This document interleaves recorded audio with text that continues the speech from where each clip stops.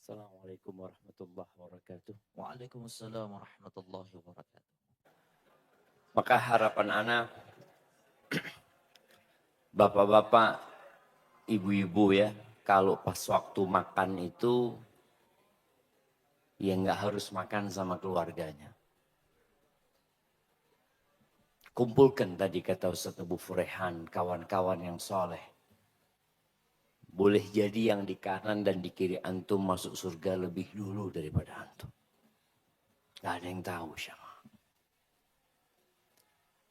Oh, mak masih belum selesai, mak. Bikin halakoh sekalian nanti, maaf. Taib alhamdulillah. Wassalatu wassalamu ala rasulillah. Allahumma a'inna ala dzikrika wa syukrika wa husni ibadatik. Ya Allah, bantulah kami untuk senantiasa mengingatmu, bersyukur kepadamu, dan beribadah yang baik kepada Allah Azza wa Jalla. Tadi kita mendengar muqaddimah yang begitu indahnya dari Ustaz Farhan Abu Furaihan tentang nikmat Islam, tentang nikmat sunnah, ditambah lagi nikmat-nikmat yang lainnya. Hanya saja kebanyakan manusia beranggapan nikmat dunia adalah nikmat yang istimewa. Padahal sebenarnya qul mata'ud dunya qalil. Katakan kenikmatan dunia itu sedikit. Tapi kebanyakan kita tersilaukan dengan nikmat dunia itu.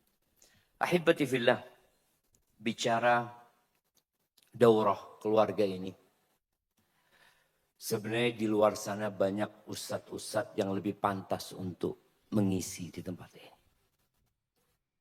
Karena terus terang yang ada di depan ana ini banyak orang-orang yang jenggotnya sudah putih-putih. Jadi kita agak keder menghadapi mereka ya. Yang mereka lebih dahulu beribadah, lebih dahulu meletakkan keningnya di muka bumi ini kepada Allah Azza wa Jal. Maka semoga Allah menghidupkan kita di atas agamanya dan mematikan kita di atas agamanya. Apa yang kita akan bicarakan? Semua, baik raja atau rakyat jelata, baik yang menang pilkada sama yang kalah, baik laki-laki atau wanita, semuanya ingin hidup kekal dan abadi di surga Allah Azza wa Jalla.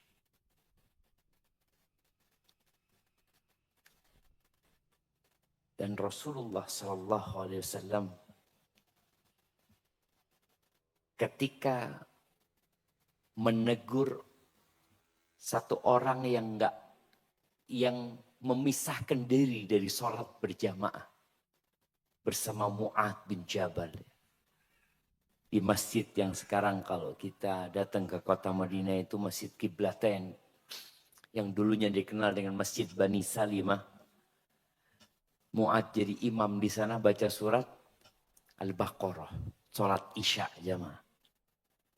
Kira-kira bapak-bapak nih, kalau besok malam sholat Isya, kita rencanakan baca surat Al-Baqarah. Ada yang mau ikut? Berat jemaah. Kalau kita harus membaca surat Al-Baqarah ya. Mu'adz baca itu. Sehingga satu orang ini ngelihat Mu'adz baca surat Al-Baqarah, dia memisahkan diri jemaah, surat sendiri. Akhirnya Nabi ngobrol sama dia alaihi salatu wassalam. Kata dia, anak aku ini gak tahu dengan cara dan jalan yang kalian pilih, kata dia. Engkau dengan Mu'adz aku nggak tahu, kata dia. Kalau aku, kata orang Badui ini mengatakan, aku cuma minta surga dan supaya dijauhkan dari api neraka. Apa kata Nabi alaihi salatu wassalam? Haulaha nudandin. Sama kita ini. Sama, di sekitar itu yang kita cari. Allahumma inna nas'alukal jannah wa na'udzubika minan nar. Dan doa yang kita baca, Rabbana atina fid dunya hasanah wa fil akhirati hasanah wa qina adzabannar. Enggak ada yang dicari kecuali itu. Namun ternyata jalan menuju ke surga itu sulit. Tapi tadi Ustaz Farhan Bufran juga sudah menjelaskan hadis Nabi alaihi salatu wassalam. Man salaka tariqan yaltamisu fihi ilman sahhalallahu lahu bihi tariqan ila jannah. Barang siapa yang meniti jalan menuntut ilmu. Ilmu apa? Ya ilmu tentang surga. Ilmu yang memang mengantarkan kita ke surga Allah Azza wa Jalla. Dan menjauhkan dari api neraka. Ilmu agama. Bukan berarti Islam tidak peduli dengan ilmu dunia. Tapi ingat dunia itu sedikit. Sedangkan perhatian umat manusia kepada ilmu dunia. Jangan ditanya. Sekarang kampus-kampus tingkat nasional dan internasional. Rata-rata di urusan dunia. Coba ada kampus. Kampus apa ya? Kampus yang mengajarkan kepada anak didiknya jalan menuju ke surga. Berapa yang daftar di sana? Jarang sekali. Kita bicara pesantren sekarang. Masya Allah pesantren akhir-akhir ini menjadi tujuan banyak orang tua untuk menyekolahkan anak. Boleh jadi karena mau lepas tanggung jawab orang tua. Karena capek didik anak kalau masukkan pesantren. Alhamdulillah. Makanya sebagian orang tua itu kalau waktu ngantarkan anak ke pesantren bahagia sekali. Alhamdulillah anak, alhamdulillah, bismillah. Dari jauh ya seakan-akan sedih orang tuanya padahal masuk mobil. Alhamdulillah. Bahagia dia masuk pesantren. Kenapa? Karena memang mendidik itu membutuhkan energi yang luar biasa. Apalagi mendidik mereka menuju surga Allah Azza wa Jalla. Tapi menuntut ilmu agama itu tadi akan dimudahkan menuju surga Allah Azza wa Jalla. Tapi jalan menuju surga sendiri sulit. Kita jadi tahu jalan menuju ke surga.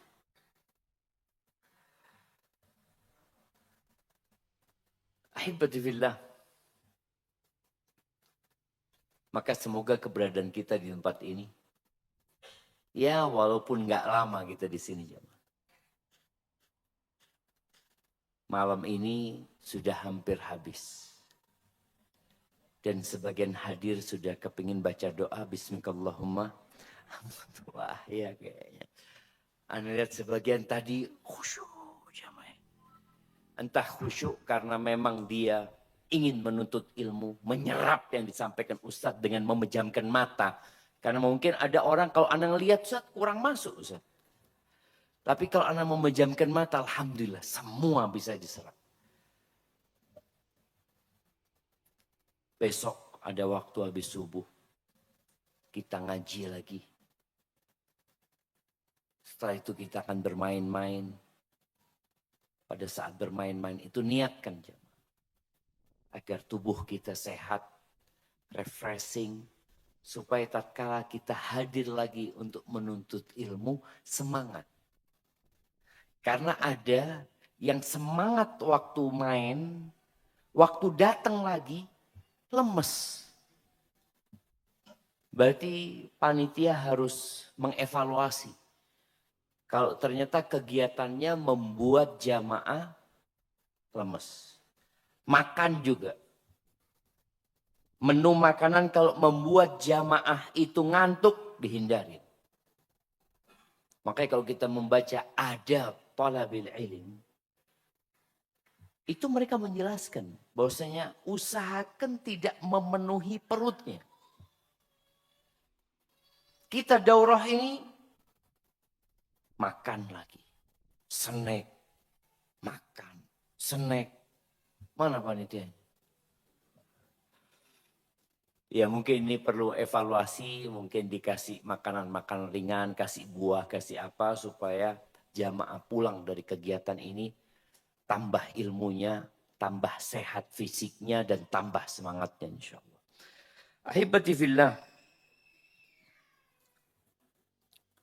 Ketika kita hijrah, ketika kita kenal sunnah, tadi juga disinggung oleh Ustadz Farabu, Ustadz Farhan. Ada orang yang kehilangan kenikmatan dunianya ketika dia hijrah. Ekonominya turun. Usahanya gagal. Dikucilkan di masyarakat. Dianggap aneh. Allah berfirman di surat Al-Ankabut. Jamaah dapat nggak anunya? PDF-nya? Belum, nggak dikirim sama panitia. Tapi anak kirimkan ke panitia.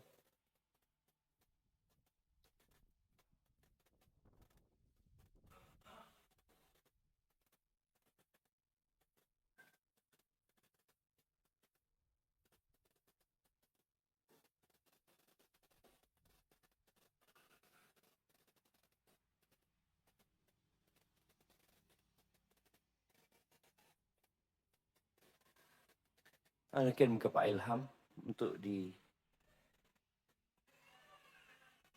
Nah, sudah dibagi di grup jamaah. Ya apa sih?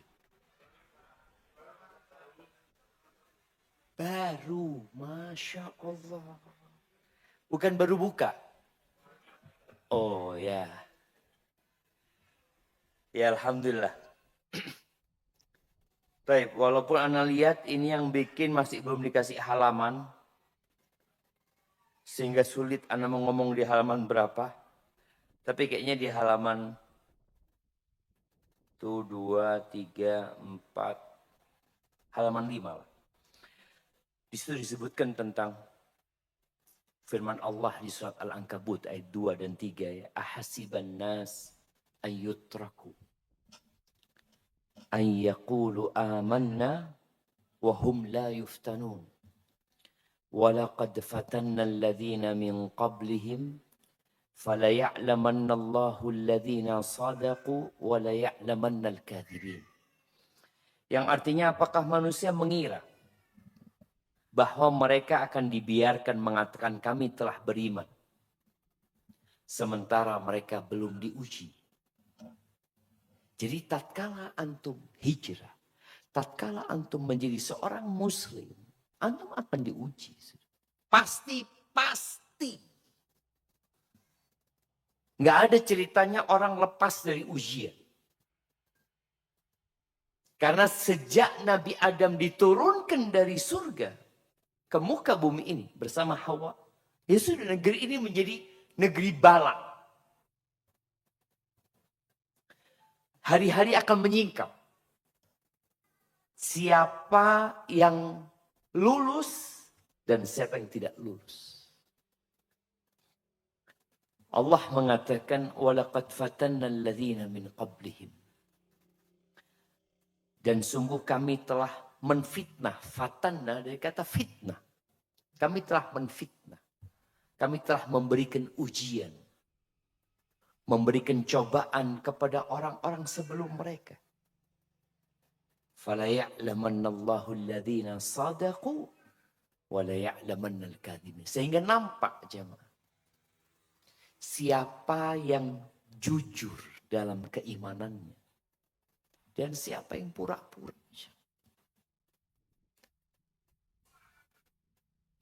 Ketika orang itu dalam kondisi normal. Ya biasa-biasa aja, nggak kelihatan. mana kawan, mana lawan. Tapi ketika ada ujian, kita jadi tahu. Ternyata sohib ana ini hanya memanfaatkan saya selama ini. Ternyata fulan itu ya serigala berbulu domba. Kapan itu akan nampak? Ketika ada ujian. Maka tidak cukup ya jemaah kalau kita ingin masuk surga itu hanya dengan mengatakan beriman, kemudian kita tidak melewatin ujian-ujian yang Allah berikan. Hadis Nabi yang diriwayatkan oleh Imam Muslim sallallahu alaihi wasallam ya. Huffatil jannah bil makari. Di halaman sesudahnya itu disebutkan wa huffatin nar bis syahawat. Surga itu diliputi dengan perkara-perkara yang dibenci oleh jiwa. Antum bisa bayangin ya, orang itu kalau nonton bioskop, nonton konser, kadang-kadang nggak tidur. Berjam-jam dia, berjam-jam dia. Kajian, setengah jam ya. Isyarat setengah jam nih ya Pak. Setengah jam wis ngantuk ya Allah. Yang bahasanya, Ustadz kurang menarik. Nggak ngantuk Ustadz. Ustadz yang disalahkan ya Pak. Dia yang ngantuk, yang salah siapa? Ustadznya. Betapa sering kita melihat, ya beberapa kali di STD itu, ada panitia kajian minta Ustadz. Kita minta Ustadz Fulan untuk ngisi. Nggak ada, yang ada Ustadz Fulan. Yes, nggak apa-apa. Kita kasih jadwal. Akhirnya datang lagi. Nggak bisa kalau Ustadz Fulan yang ngisi, tidur semua jamaahnya. Yang salah siapa? Ustadznya. Jadi mereka memandang yang salah itu, Ustadz, seharusnya Ustadznya itu lebih semangat lagi loh. Antum itu yang masalahnya ngantuk. Bawa kopi lah. Atau apa? Tumbuhkan semangat di diri kita. Makanya orang kalau pegang handphone, kemudian dia nonton kajian, berapa lama dia bisa bertahan? Nonton kajian di handphone. Ya kalau dilihat di hasil analisisnya YouTube ya, orang itu mungkin cuma 5 menit. Hampir nggak ada yang full dengarkan kajian. Tapi kalau film full. Dari awal sampai akhir masih nambah lagi. Ini mereka yang mengadakan analisa. Berapa lama orang konsentrasi menonton kajian itu? Enggak lama ternyata. Wa huffatin nar bisyahawat. Dan neraka itu dikelilingi dengan perkara-perkara yang disenangi sama syahwat. Apa syahwat jemaah? Zuyina linnas hubbus syahwat minan nisa. Syahwat yang pertama syahwat kepada wanita. Wal banin, anak-anak laki-laki ya. Harta, benda. Tempat yang paling dibenci Allah itu namanya apa? Pasar. Sekarang pasar itu ada di sini. Antum bisa bayangin. Emak-emak itu kalau lagi ngeliat barang. Mama, kalau pilihannya cuma 2. Mamanya spray, mau beli spray ya dulu. Ini loh, yang ini sama ini. Cepet ya Ma. Sejak ada pasar online, 2 hari gak dapat yang mau dia belinya. Loh, sudah. Oh belum masih. Masih banyak pilihan. Apa perlu sholat istikharah?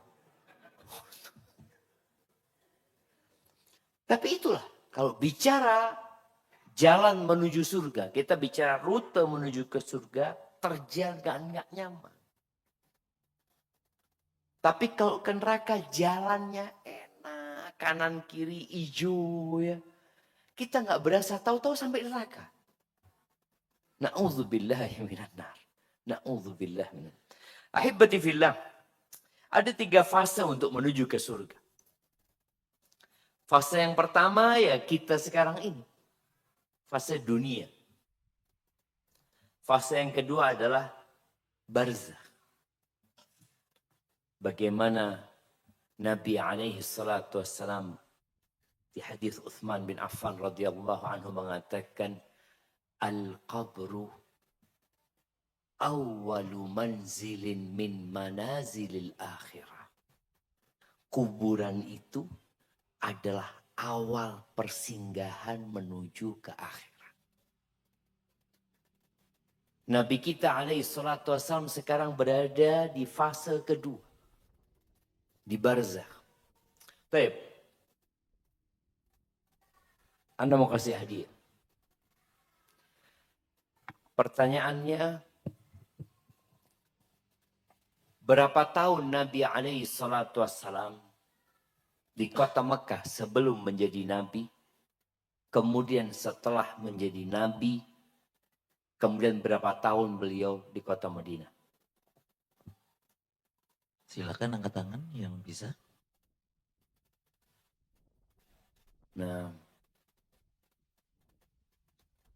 kalau dikasih pertanyaan melek yang ngantuknya mah apa pertanyaannya? Diulangin pertanyaannya? Diulang Ustaz. Oke, diulangi. Betul. Oke, yang ngulangi dapat hadiah. Kasih mic-nya. Oh, Yang iya. ngulangi dapat hadiah. Yang bisa ngulang pertanyaan. Yang bisa Ustaz, ya? ngulangin pertanyaan dapat betul. hadiah. Oke Bapak. Bukan jawab pertanyaan Ustaz ya, Bukan, mengulangi ngulangin pertanyaan. aja, dapat Silakan hadiah. Pak, monggo. Boleh berdiri Pak, silakan. Namanya siapa, dari mana Pak? Bismillahirrahmanirrahim. Alhamdulillah, nama saya Ana Mirza dari Min Madiun. Dari mana? Min Madiun. Madiun. Iya. Kota apa Madiun ini? Madiun, kota Pecel. Bukan kota Brem. Ya juga. Oh iya. Bawa Brem sama pecel Bapak. Bluter insya Allah Ustaz, bluter. Taib barakallahu fikum, tafadhal. Baik. Pertanyaannya adalah selama Rasulullah itu sebelum hijrah ke Madinah, itu berapa lama beliau berdakwah di kota Makkah dan berapa lama di kota Madinah? Tunggu, bener nggak jamaah? Kurang pertanyaannya. Yo, coba ingat nggak sama pertanyaannya? Hampir, tapi ada yang kurang. Ada yang kurang. Itu yang ingat. Oke, kasih hadiah separuh. Saya jawab boleh Ustaz? Coba jawab. Oh, kalau pertanyaannya salah gimana jawaban tuh? Oke, sekarang jawabannya. Jadi Rasulullah itu berdakwah 23 tahun, 13 tahun di kota Mekah dan 10 tahun di kota Madinah. Insyaallah. Masya Allah. Berarti 40 tahun 40 di tahun. mana? 40 tahun Ustaz. Iya, 40 tahun di mana? Kan umurnya 63 tahun beliau, SAW. 40 tahun di kota Mekah. Belum jadi? Belum jadi Rasul. Masya Allah. Kasih hadiahnya full sudah kalau gitu. Masya Allah. Jazakallah khair. Barakallahu fikum. Barakallahu. Hadiahnya itu Ustaz ya? Yang mana? Anda tidak tahu ini hadiahnya. Bebas Ustaz. Oke, ini. Oh, kita kasih yang ini aja. Nah. Masya Allah. Barakallahu fikum. Baik, di fase pertama Nabi SAW hanya 63 tahun. Dan dalam fase 63 tahun itu penuh dengan perjuangan. Lahir tidak ketemu bapaknya sudah sallallahu alaihi wasallam. Lahir yatim. Umur 6 tahun ditinggal sama emaknya sallallahu alaihi wasallam. Dirawat sama kakeknya. Habis itu kakeknya meninggal dunia. Bagaimana ujian yang Allah berikan. Sejak lahir. Kemudian tumbuh besar, akhirnya hidup sama pamannya. Abu Talib. Miskin pamannya, banyak anaknya. Akhirnya kerja jadi pengembala kambing. Sallallahu alaihi wasallam. Beliau bukan keluarga berada. Keluarga yang kaya-kaya bisa baca dan bisa nulis. Nabi enggak alaihi salatu wassalam. Harus bekerja ikut orang. membawa dagangan menuju ke Syam, jauh jemaah Syam itu. Bawa dagangannya Khadijah. Menikah. Dapat janda, dapat gadis. Dapat janda tua lagi sallallahu alaihi wasallam. Khadijah radhiyallahu taala anha. Kemudian bagaimana ketika turun wahyu kepada beliau. Di umur 40 tahun. Beliau berdakwah sembunyi-sembunyi. Ketika mulai berdakwah terang-terangan. Semua pujian dan sanjungan yang pernah diberikan oleh orang-orang musyrikin berubah menjadi celaan.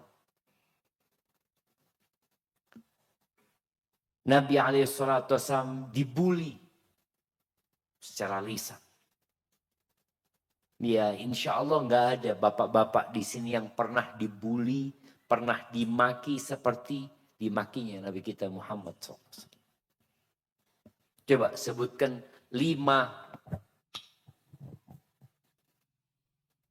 celaan, 5 gelar keburukan yang diberikan oleh orang-orang musyrikin kepada Nabi kita Muhammad SAW.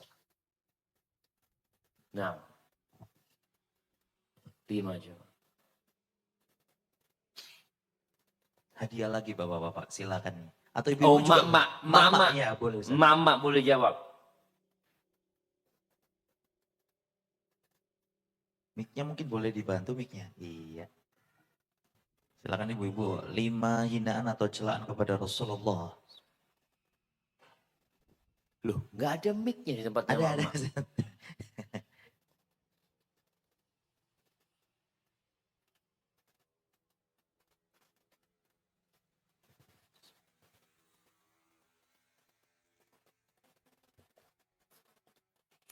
Iya, sambil nunggu mic diberikan kepada mama, bapak-bapak mungkin kita kasih pertanyaan lain buat mama bentar lagi.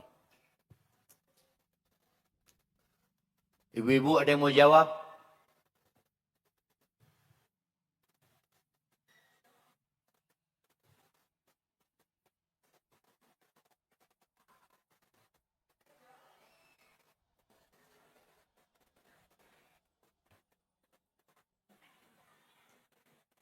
Ibu, siapa yang mau jawab, Ibu? 3 aja boleh enggak, Ustaz? 3. Nggak apa-apa, kasih separuh hadiahnya nanti. Silakan. Bismillah, Rasulullah dihina sebagai penyihir. Penyihir. Apa yang dikatakan adalah dusta. Lalu pernah dibilang gila juga Ustazah. Gila. Ustaz, Betul. Apa lagi? baru 3 Ustaz. Nah, Penyihir yang disampaikan adalah dusta. Lalu yang terakhir tadi gila. gila. Tapi nggak apa-apa, kasih hadiahnya. Tambah lagi dukun. Iya. Ibu ya, Umi aja. Penyair. Sallallahu alaihi wasallam. Ya, bagaimana Nabi SAW hidup penuh dengan celaan. Di kota Makkah. Pernah diboikot. Hadiahnya minta dibagian mana ya? Loh, hadiahnya ada enggak? Di situ ada hadiahnya enggak? Hadiahnya masih di tempatnya Ikhwan semua, Ustaz. La haula wala quwata illa billah. Ya apa panitia nih gitu nih.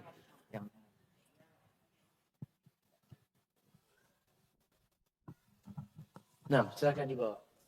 Dibawa sebagian. Iya, maksudnya biar nanti mereka langsung mau pakai kerdus bawa. Masya Allah. Kena panitia ini lagi, Masya Allah. Kayak ngantuk panitia ini sih.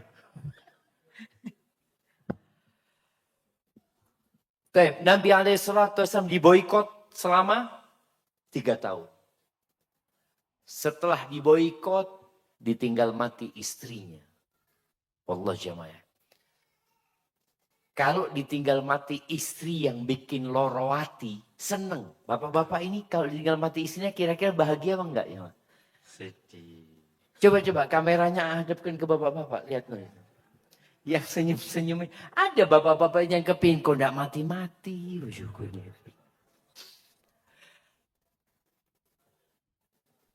Sampai ada sebuah cerita. Kayaknya ini cuma permisalan. Ada istri ngomong sama suaminya. Mas, engkau tahu mas, kata dia. Fulan, ini ibu-ibu ya. Jangan pernah membandingkan suaminya dengan orang lain. Dan jangan pernah membandingkan dirinya sama orang lain. Ini istri ngomong sama suaminya. Mas, kau tahu mas, Fulan. Masya Allah mas. Istrinya meninggal dunia, langsung dibangunkan masjid wakaf buat istrinya. Apa kata suami? Iya, saya ingin bangunkan, cuma engkau ini telat itu. Tidak mati-mati. Loh dia itu kan mati dibangunkan. Dia membandingkan dia dengan temannya itu yang sudah mati gitu loh. Maka tadi kalau kita lihat. Aku kok cerita itu ya. Iya, Khadijah meninggal dunia. Radhiyallahu ta'ala anha. Nabi sedih sekali. Kemudian kita tahu bagaimana Nabi SAW ditinggal sama anak-anak. Ditinggal mati sama Qasim, sama Abdullah, sama Ibrahim, sama Zainab, sama Ruqayyah, sama Ummu Kulthum. Bayangin. Gimana perasaan ayah. Diuji dengan ujian yang begitu beratnya Nabi SAW. Kemudian bagaimana beliau diusir dari kota Mekah. Mau dibunuh oleh orang-orang musyrikin. Selama 63 tahun itu. Kalau bicara kenikmatan secara fisik, secara harta. Apa yang didapatkan Nabi SAW. Tapi bayangin Rasulullah SAW sholat sampai bengkak kakinya. Dan beliau mengatakan, afala akun abdan syakur. 63 tahun.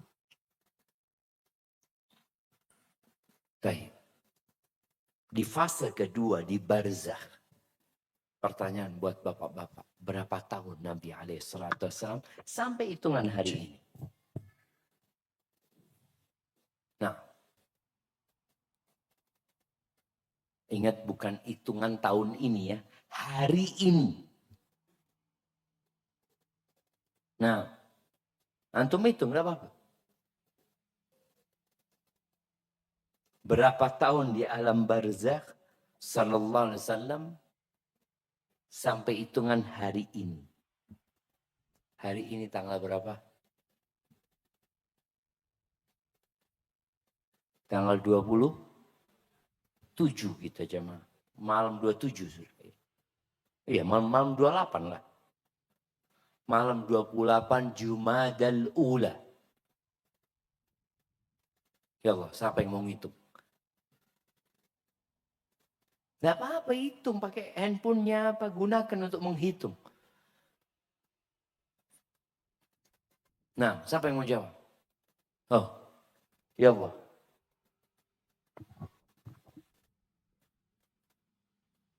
Fadol. Loh, itu ada angkat tangan di situ.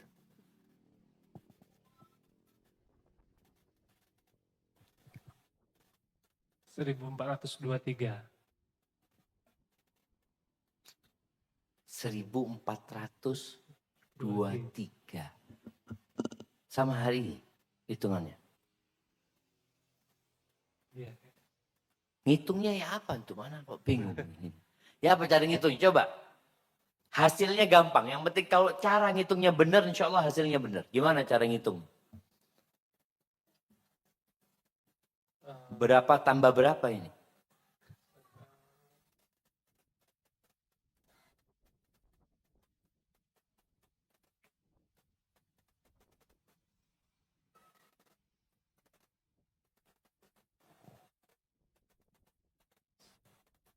Tafadhol. Sekarang tahun 1446. Oke, sekarang 1446. Betul. Rasulullah wafat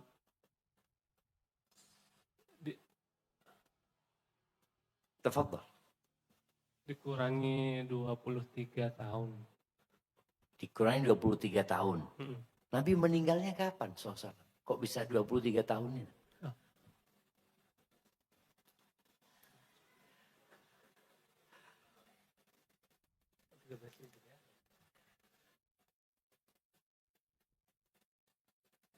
Dihitungnya dari Nah, dihitungnya dari apa? Gimana caranya? Tahu Nabi SAW di alam barzakh itu sejak kapan? Kan sejak meninggal Nabi SAW. Oke, silahkan. Dikurangin berapa? 1446 tahun. Dikurangin berapa? Dikurangin 11. Oke, berarti 1435. 1435. Siap. Tanggal berapa meninggalnya Sosana? Supaya kita tahu sekarang kita ini di Jumadal Ula. Tanggal 12 Rabiul Awal. Nah, siapa yang mau jawabin? Hitungan harinya. Nah, kasih mic ke depannya. Nah, ini mic-nya ada di sini.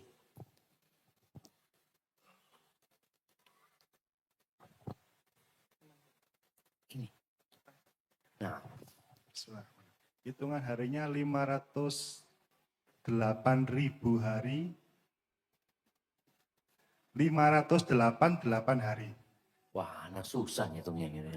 Hitung dari bulan, hitung dari tanggal 12 Rabiul Awal ke tanggal 28 16 Jumadil awal. Jumadal Ula. Kok 16? Sekarang tanggal 16. Loh, nggak tanggal 16 ceritanya. Berapa? Habis kita tambah jamaah Rabiul Awal, Rabiul Akhir. Nah, terus Jumadal Ula. 2 bulan sudah ini kan? Baik, Jumadal Ulanya sekarang sudah tanggal 28. Berarti ditambah 16. Iya. 2 bulan 16 hari. Betul enggak mikir. Kayak itu mendewi nanti. Tapi, mana yang mau dikasih hadiah? Kayaknya nggak ada yang bisa jawab semua. Jangan salah kabeh jawabannya jamaah.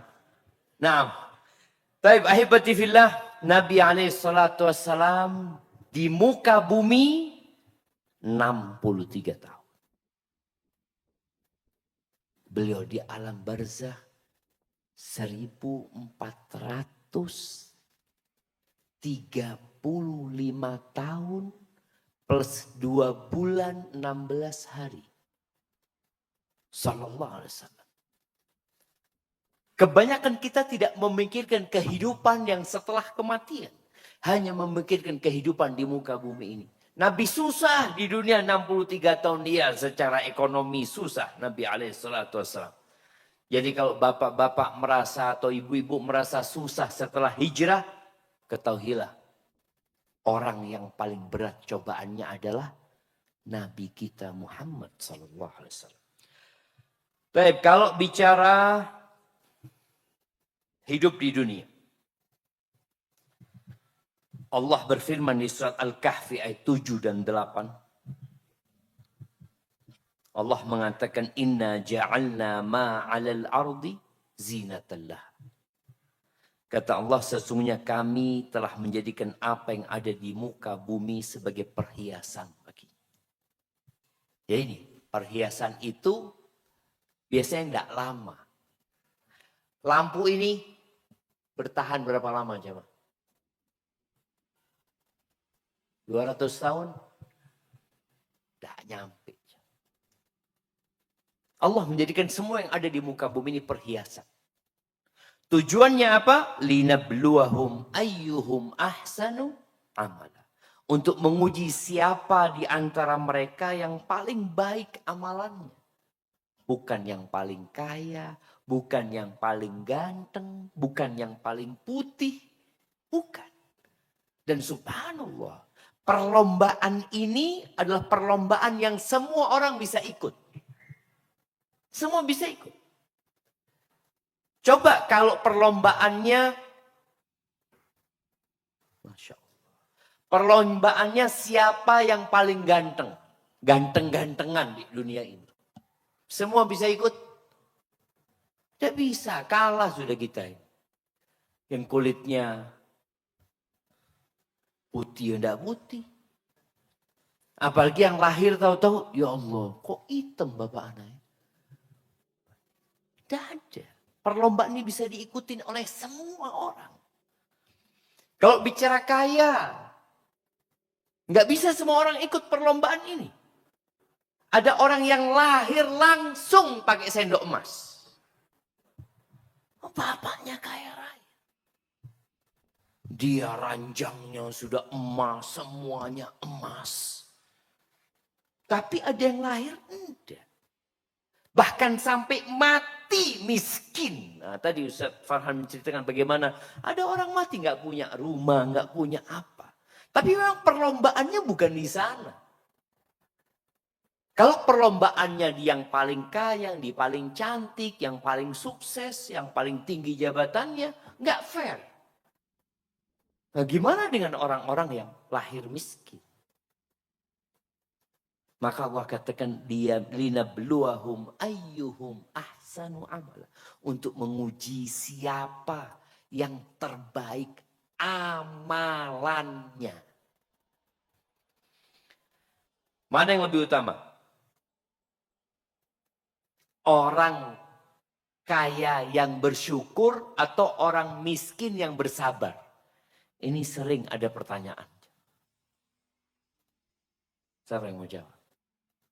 Mama lah. Oh ini ada dokter sini. Kasih mic-nya sebelah sini. Nah. Dan alasannya Ustadz ya? Ya alasannya lah. Silakan Pak.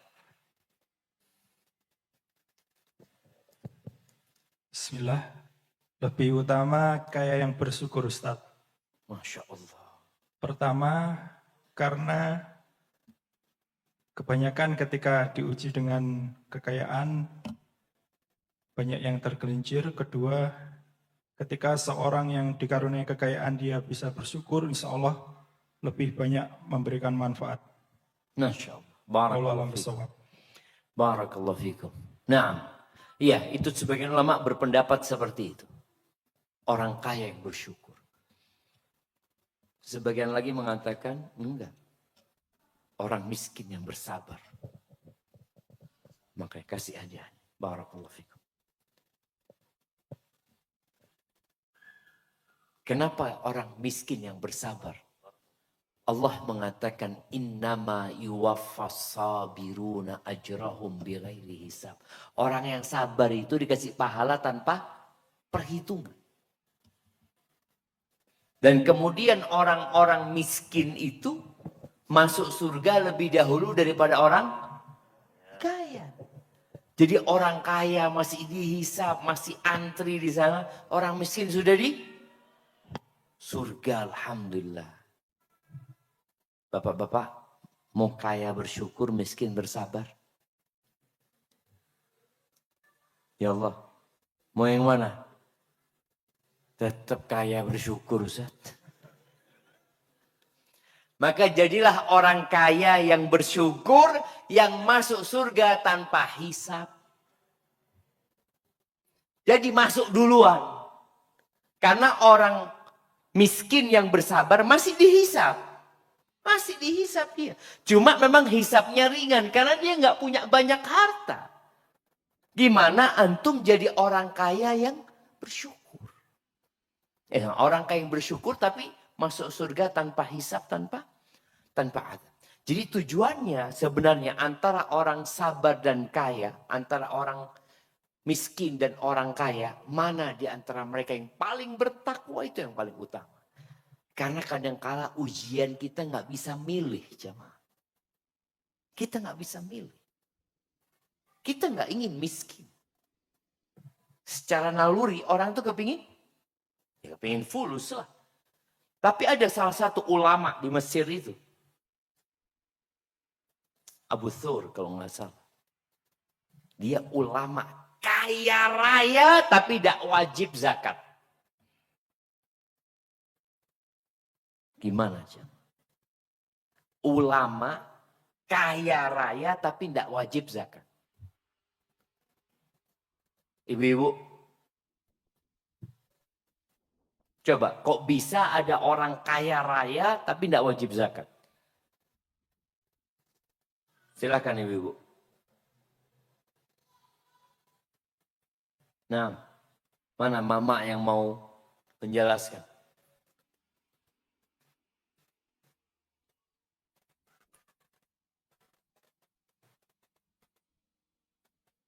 Iya.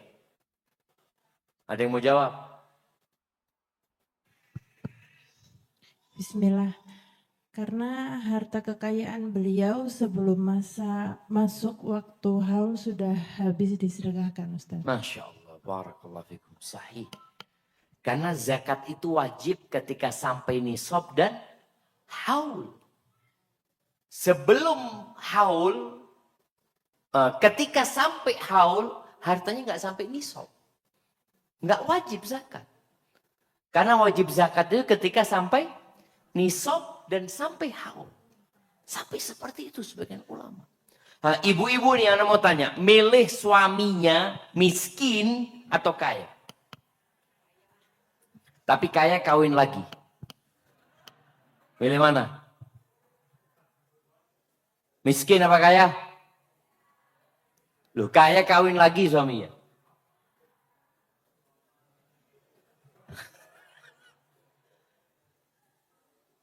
Iya, milih mana ibu? Suaminya kaya tapi nikah lagi atau miskin tidak kawin lagi?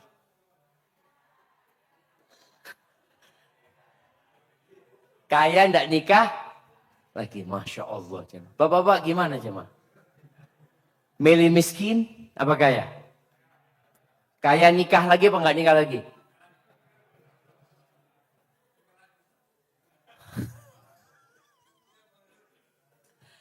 Ada kulihat tadi, tujuan hidup ini Allah sebutkan linabluwahum ayyuhum ahsanu amal. Siapa yang paling baik amalan? Seorang wanita yang suaminya tidak poligami dengan seorang wanita yang suaminya poligami, ujiannya lebih berat mana? Yang dipoligami. Apakah sama?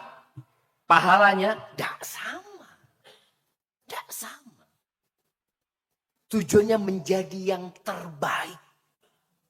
Lalu Allah katakan wa inna laja'iluna ma 'alaiha sa'idan juruza. Ini keputusan Allah Azza wa Jalla, dan sungguh kami benar-benar akan menjadikan apa yang ada di atasnya. Hotel yang kita tempatin sekarang. Gedung-gedung yang tinggi. Gunung yang menjulang tinggi. Kami akan menjadikan yang di atasnya menjadi tanah rata lagi tandus. Kita itu kan senang melihat yang hijau-hijau jemaah. Senang melihat yang mewah, yang megah. Akan jadi rata sama tanah. Maka jangan sampai ya kita lupa dengan tujuan hidup kita. Ya firman Allah di surat Ad-Dariyat yang insya Allah semuanya hafal ya. Di surat Ad-Dariyat ayat 56, 58 ya.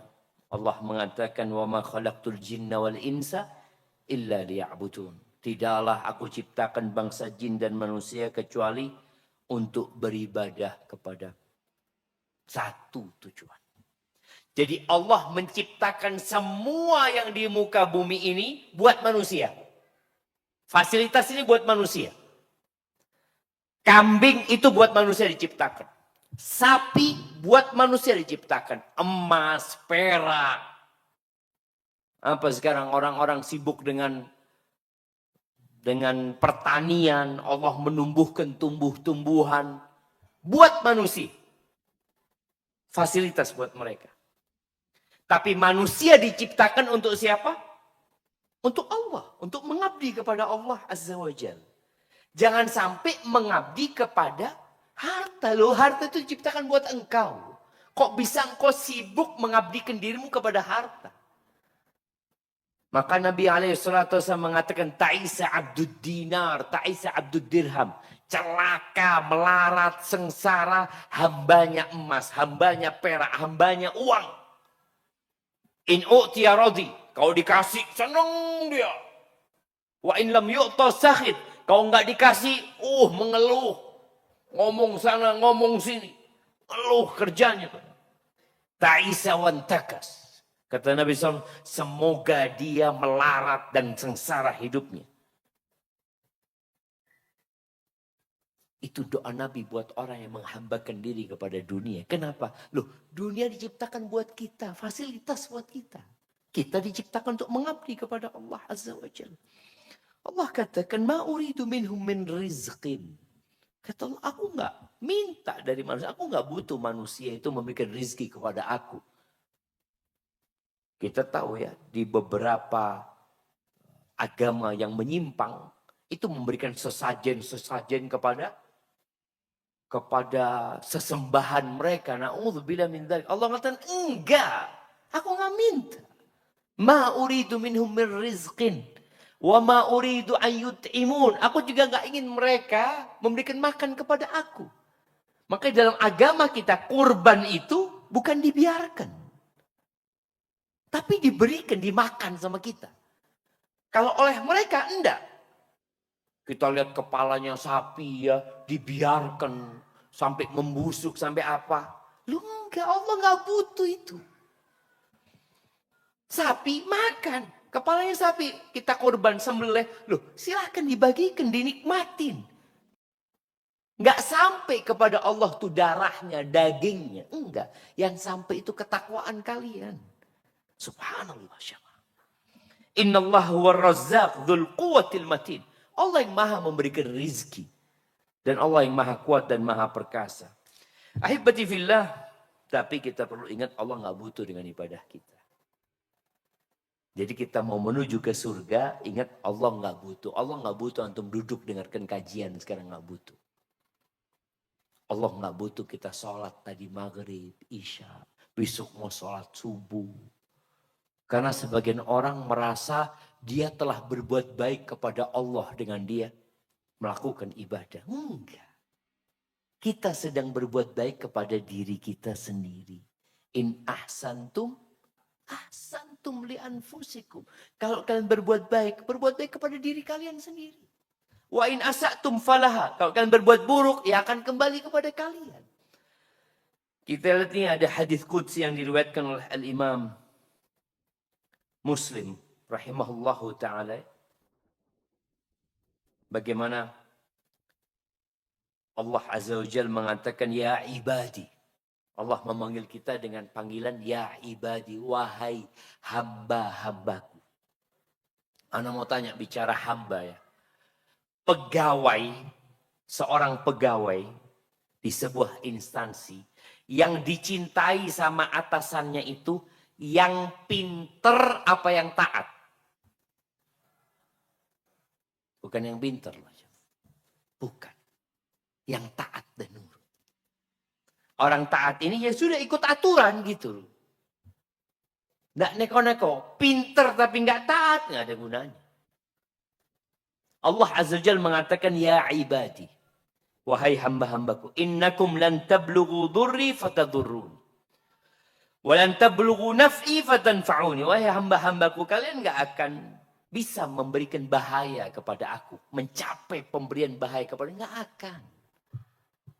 Kalian juga nggak akan bisa memberikan manfaat kepada aku. Lau anna awwalakum ya ibadi, kata wahai hamba-hambaku. Andai kata orang yang pertama di antara kalian. Dan yang paling akhir. Jadi sejak Nabi Adam sampai manusia terakhir. Entah berapa miliar nanti jumlah manusianya. Wa insakum wa jinnakum. Yang manusia, yang bangsa jin. Kanu ala atqa qalbi rajulin wahidin minkum. Mereka berada di tingkatan orang yang paling bertakwa hatinya di antara kalian. Jadi semuanya seperti hatinya Nabi Muhammad SAW. Apa kata Allah? Ma zada dzalika min mulki syai'a. Itu tidak akan menambah di kerajaanku sedikit pun. Beda kalau kita kerja di sebuah perusahaan. Kalau kita giat, kita taat, kita kerja keras. Oh, perusahaan semakin bagus. Semakin kalau kita keluar bisa bangkrut tuh perusahaan. Ini kita beribadah kepada Allah nggak bakalan kalau seluruh umat manusia dan bangsa jin hatinya seperti Nabi Muhammad alaihissalatu wassalam. Semua sholat sampai bengkak kaki. Kata Allah itu tidak akan menambahkan di kerajaanku sedikit pun. Sebaliknya. Ya ibadi wahai hamba-hambaku law anna awwalakum wa akhirakum wa insakum wa jinnakum kanu ala afjari qalbi rajulin wahidin minkum. Kalau semua berada di tingkat kefajiran, kejahatan orang yang hatinya paling jahat. Siapa kira-kira manusia paling jahat? Fir'aun. Kalau seluruh manusia dan bangsa jin kayak Fir'aun, ngaku Tuhan semuanya. Apa kata Allah? Mana qasadzalika min mulki syai'a. Itu tidak akan mengurangi kerajaanku sedikit pun. Allah benar-benar menjelaskan kalau Allah nggak butuh sama ibadah.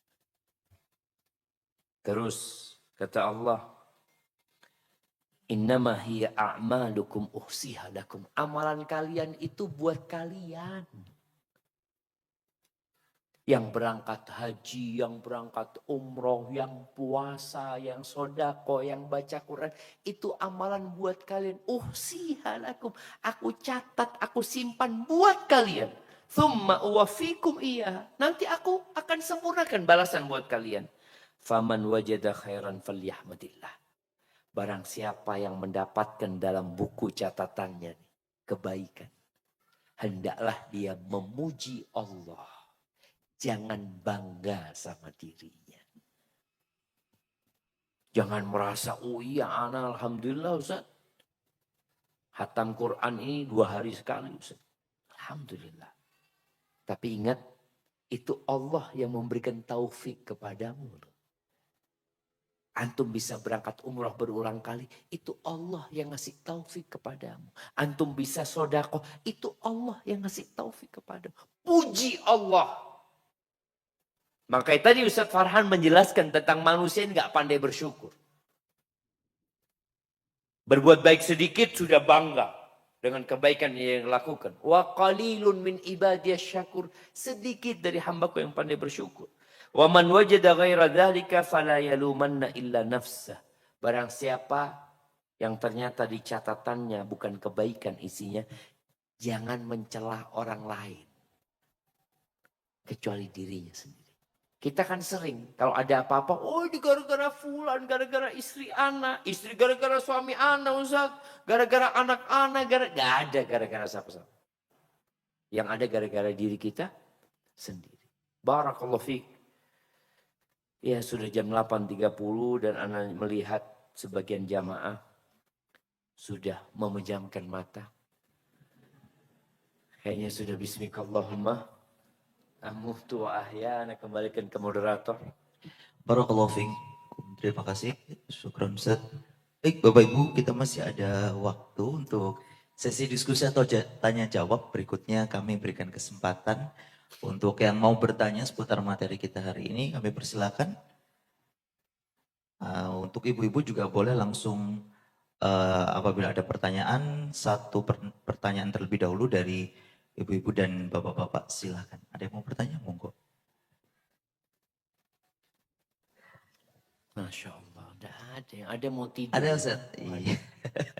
Kayaknya terpaksa karena nggak ada yang angkat tangan beliau tanya. Masya Allah. Betul Bapak.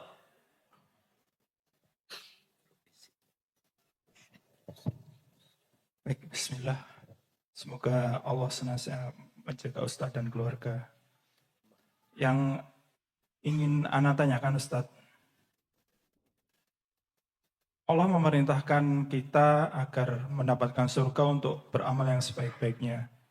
Namun di sisi lain ada semacam kontradiksi di mana kita masuk surga dengan mengandalkan amal-amal kita itu tidak bisa, kecuali atas rahmat dari Allah. Ini bagaimana kita menyikapinya Ustaz? Jazakallah khair. Masya Allah. Nah, pertanyaan yang menarik sekali jemaah. Kita diperintahkan untuk beramal. Yang disebutkan amalan itu pahalanya surga.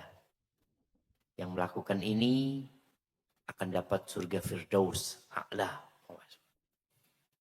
Tapi ternyata kita itu masuk surga sebenarnya bukan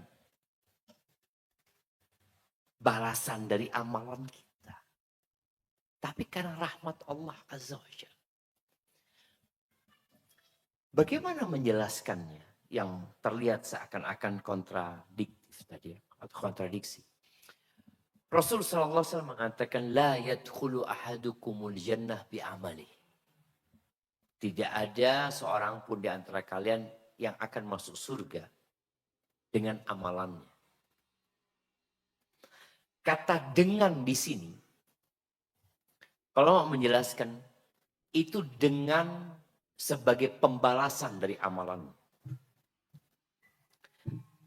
Tapi hadis-hadis yang mengatakan yang beramal ini atau ayat-ayat ya, udkhulul jannah bima kuntum ta'malun, masuk surga dengan apa yang kalian amalkan. Baknya itu, dengannya itu dengan sebab.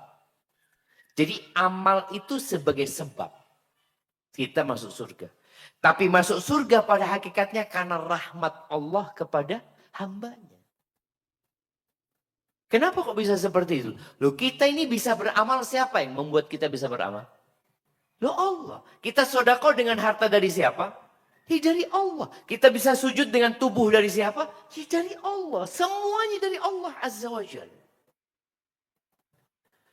Makanya ketika Nabi SAW mengatakan itu, sahabat heran.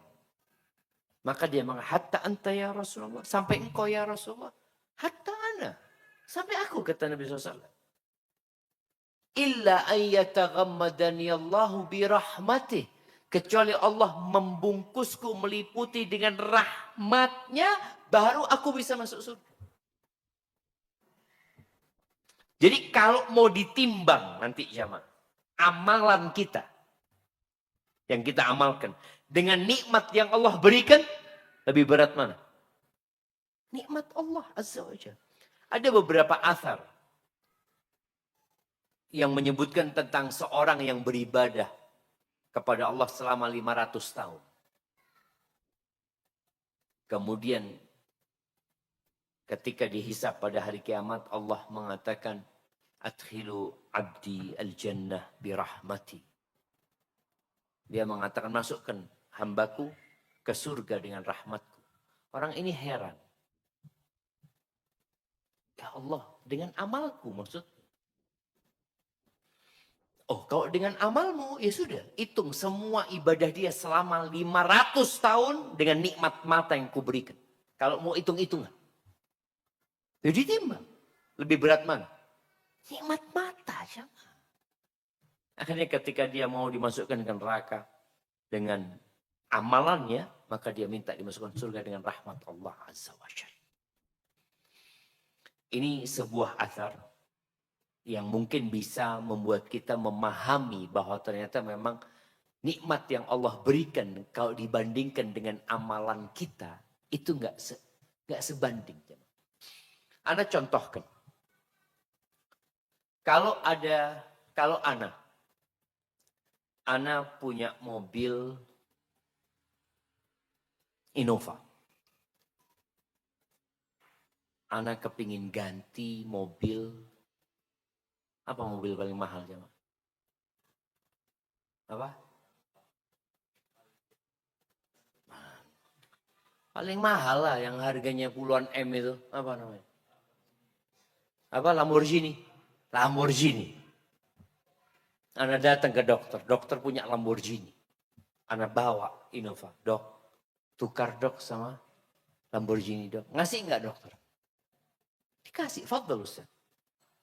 Apakah ketika memberikan Lamborghini-nya itu karena memang setara dengan Innova? Bukan. Tapi kenapa dokter kasihkan ke Ana? Karena sayang. Enggak, fadl Ustaz.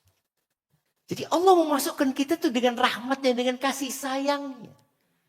Bukan tadi amalannya setara dengan surga. Lu cuma beramal 73 tahun. Surga itu khalidina fiha abad. Kekal selama-lamanya. Ya enggak sebanding lah. Itu amalan 70 tahun dibanding dengan kehidupan yang tanpa batas. Itu benar-benar karena rahmat Allah. Karena kasih sayang Allah sama kita jemaah. Maka jangan sampai kita tadi bangga dengan amalan kita. Kenapa setiap selesai sholat, kita ngomongnya apa? Astagfirullah. Bukan, alhamdulillah, sudah sholat saya. Astagfirullah. Suruh istighfar, minta ampun sama Allah Azza wa Jalla. Nabi SAW setelah perjuangan 63 tahun. Turun firman Allah. Idza jaa Nasrullahi wal fath wa ra'aitan nas yadkhuluna fi dinillahi afwaja. Terus apa yang harus dilakukan?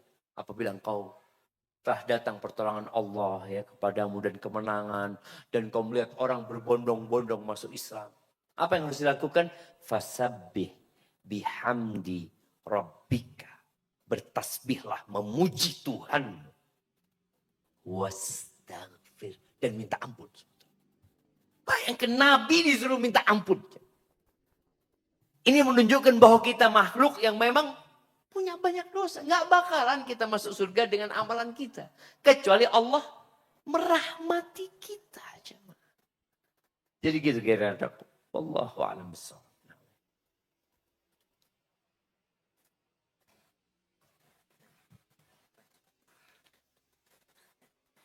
Masya Allah 2 halaman ini jemaah. Oh dibaliknya ada lagi. Masya Allah. Bismillah. Assalamualaikum Ustaz. Saya ikut daurah ini karena ingin bertanya. Karena DM saya tidak pernah dibaca. Ana izin minum dulu jemaah.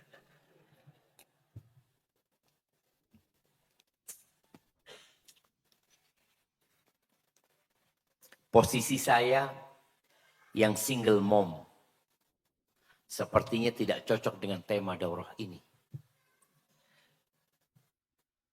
Sebenarnya, tapi saya berharap bisa sakinah setelah ini. Masya Allah. Amin. Saya seorang single mom yang ditinggal selingkuh oleh mantan. Alasan dia menceraikan karena saya terlalu sering mengajak kajian. Saat itu saya masih berusaha menasehati. Karena saya pikir dia terlalu banyak bergaul dan uang bisnis kami. Dan uang bisnis kami semua dia yang pegang. Mungkin dia seperti yang khilaf karena dulunya mantanku orang yang tidak punya. Dan seorang duda. Menikah dengan saya alhamdulillah Allah mengangkat rezeki kami.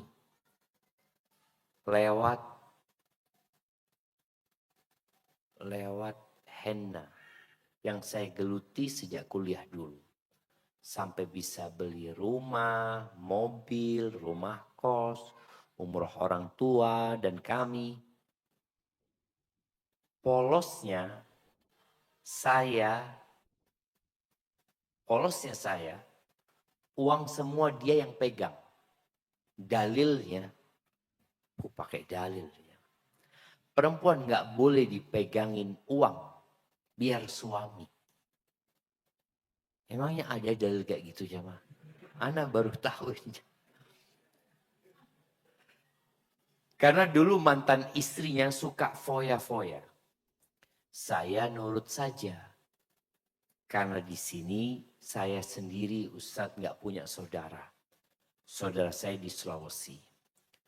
Pertanyaannya, bagaimana ya Ustadz benar-benar ikhlas dengan takdir dan saya bisa rela kasih anak saya untuk ketemu mantan. Dulu saya bujuk dia benar seperti pengemis agar mau lihat anak-anak. Dia hanya bilang, halah anak engkau besar lak dolei. Perempuan itu kasihan, dia anak broken home. Tanpa lihat ketiga anaknya, dia buat broken home. Lanjut.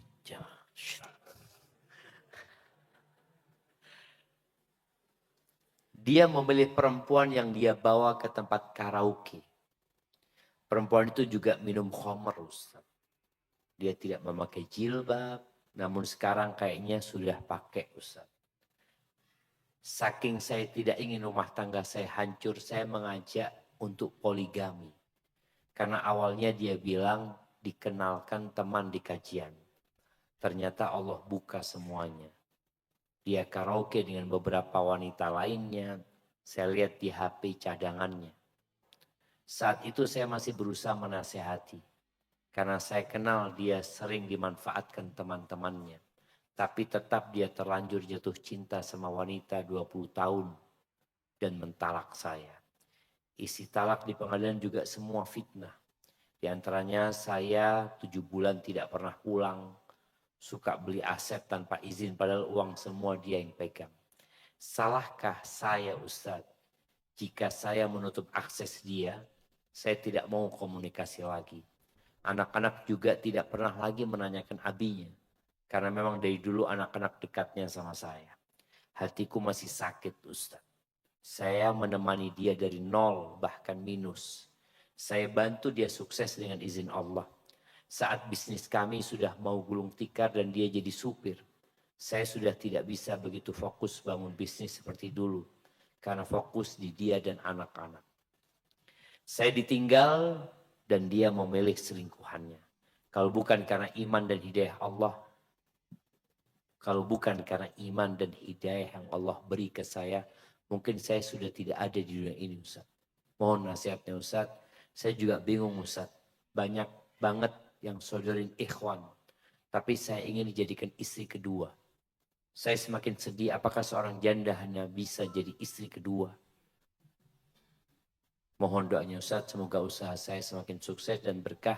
Dan bisa mendampingi anak-anak terus di atas sunnah. Amin. Gimana jamaah?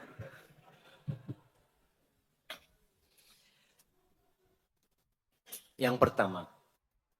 Ketika kita faham, maka besok kita akan mengkaji tentang hakikat dunia ini. Hakikat dunia ini memang tempat ujian tadi. Ketika Allah cinta sama hambanya, bukan dikasih harta. Tapi dikasih ujian. Idza ahabballahu abdan ibtala. Kalau Allah cinta sama hambanya, Allah kasih bala. Karena orang itu kalau dikasih harta, tadi kita mendengar kenapa ada yang berpendapat orang kaya yang bersyukur itu lebih baik daripada orang miskin yang bersabar. Karena memang efek samping harta ini buruk kalau kita tidak bisa mengandalkan. Allah Azza wa Jalla mengatakan innal insana la yatgha ar-ra'ahu istaghna. Sesungguhnya manusia benar-benar melampaui batasannya. Kapan? Ketika dia merasa nggak butuh sama orang lain. Dia sudah punya. Dia cukup. Dia kaya. Beda sama orang miskin. Orang miskin ketika dia nggak tahu besok mau makan apa. Kemana dia lari?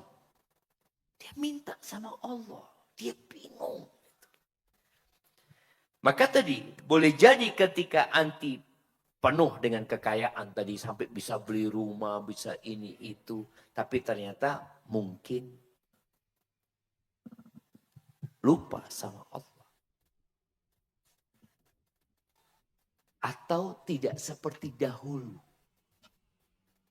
ketika belum menikah. Allah kasih ujian agar anti mengeluh dan mengadu kepada Allah Azza wa Jalla. Ya kalau bicara anti sakit hati, dia sakit hati di dunia nggak lama. Semoga Allah kasih ganti yang lebih baik. Apa yang harus dilakukan?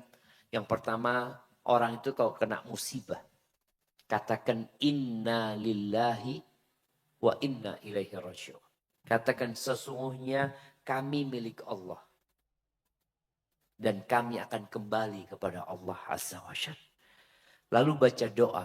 Allahumma jurni fi musibati. Ya Allah, berikan kepadaku pahala di musibahku ini. Wa akhlif li khairan minha. Dan berikan ganti kepada aku yang lebih baik. Ummu Salamah ketika ditinggal mati sama suaminya. Ini sekarang anti ditinggal sama suaminya yang melakukan perbuatan dosa tadi. Ummu Salamah ditinggal mati sama suaminya. Dia langsung baca doa itu.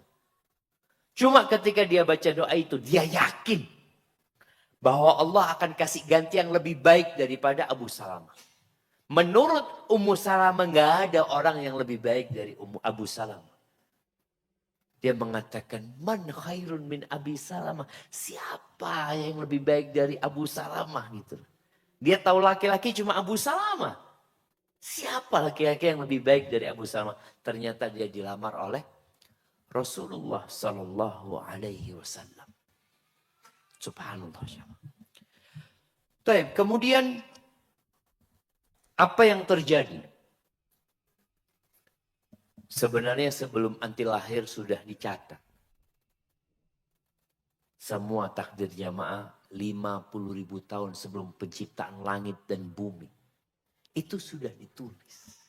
Sehingga tatkala kita beriman dengan takdir Allah Azza wa Jal, katakan qadarullah wa ma syaa fa'al. Nggak perlu lagi tadi mengatakan karena polosnya saya Ustaz, uang saya berikan kepada dia. Andai kata dulu nggak kayak gitu, mungkin nggak kayak gini suami anak. Udah hilangkan kata-kata andai kata.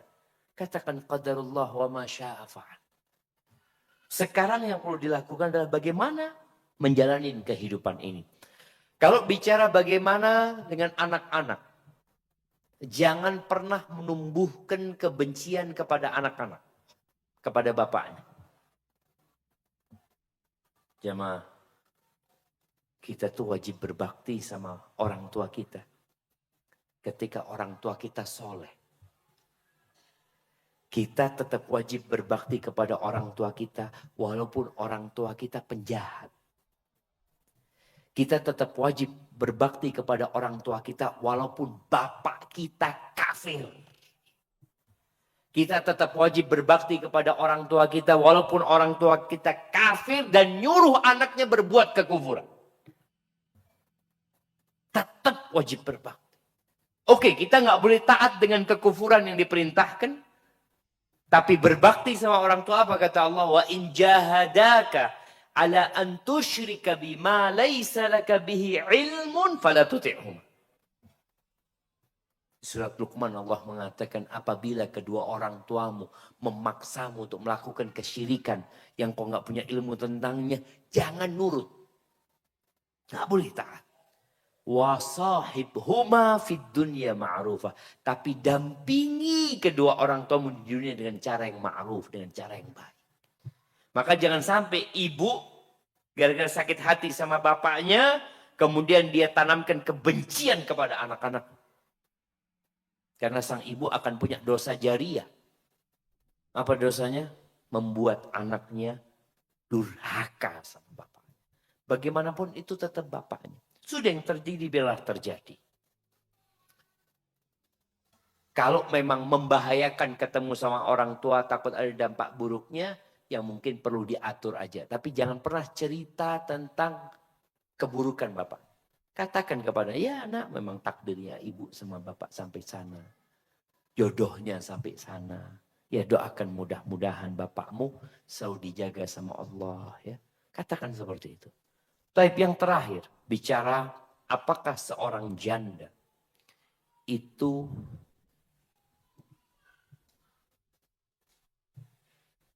apa jamaah? Apa tadi?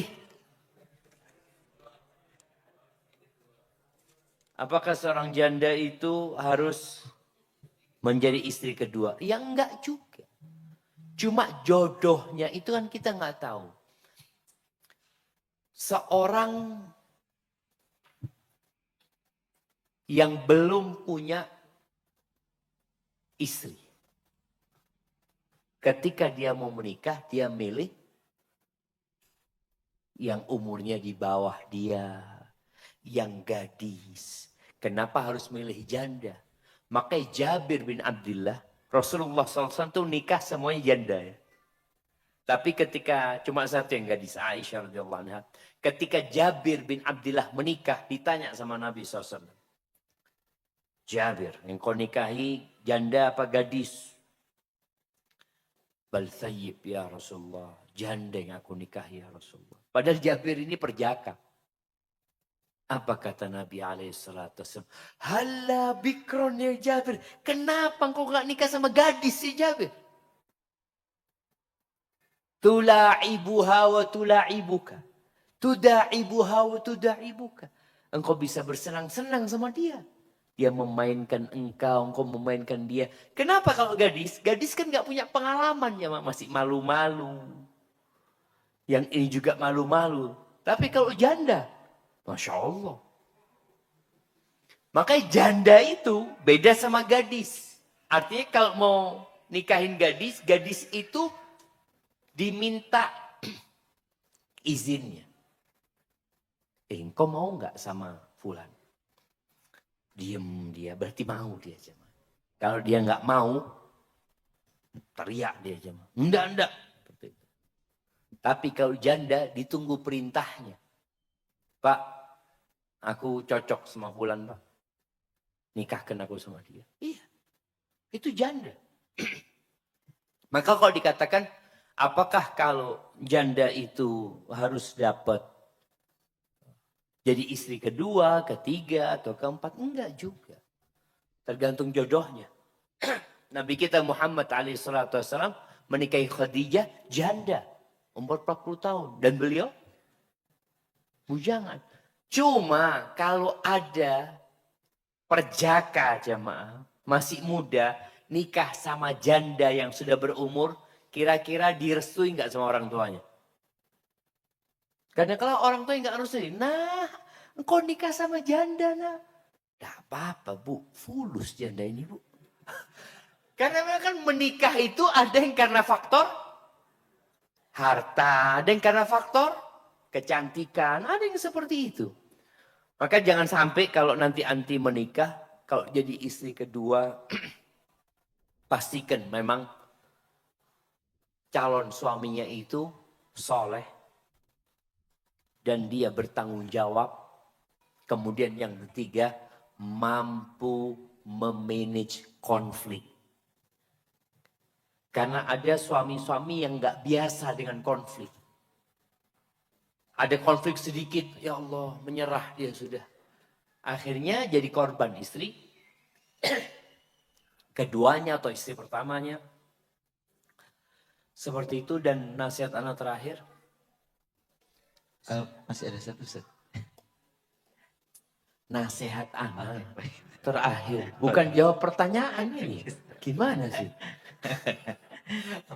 Nasihat anak yang terakhir buat yang bertanya. Jangan pernah berburuk sangka sama Allah Azza wa Jalla atas takdir buruk yang dialami. Ingat, Allah itu Ar-Rahmanir Rahim. Allah itu lebih sayang sama kita daripada orang tua kita. Allah itu lebih sayang sama kita daripada anak-anak kita, dari pasangan hidup kita. Nabi Ayub, ketika beliau dikasih cobaan, kehilangan semua anak-anaknya mati. Hartanya habis.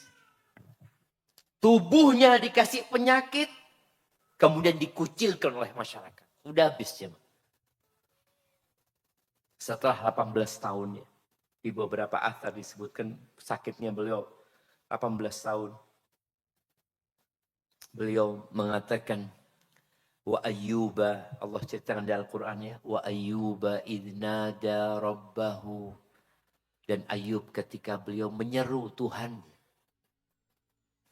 Wa ayyuba idnada rabbahu anni massaniyad-durru wa anta arhamur rahimin. Dia mengatakan, ya Allah, sentuh ya Allah sama penyakit ya Allah.